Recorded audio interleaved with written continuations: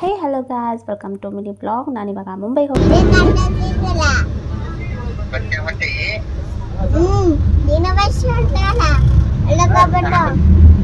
Yellow colour ಅಂದ್ರೆ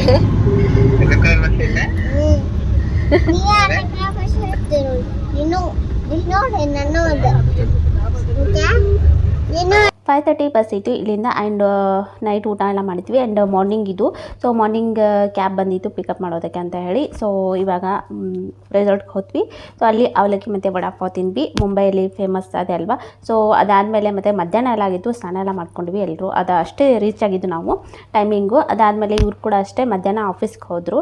and ಮತ್ತು night evening ಬಂದಾಗ ಸೊ ಮತ್ತೆ ವಾಕ್ ಅಂತ ಎಲ್ಲ ಹೊರಗಡೆ ಹೋಗಿದ್ವಿ. ನನಗಂತೂ ಈ ಬೆಟ್ಟ ಎಲ್ಲ ತುಂಬ ಇಷ್ಟ ಆಯಿತು, ತುಂಬ ಚೆನ್ನಾಗಿದೆ.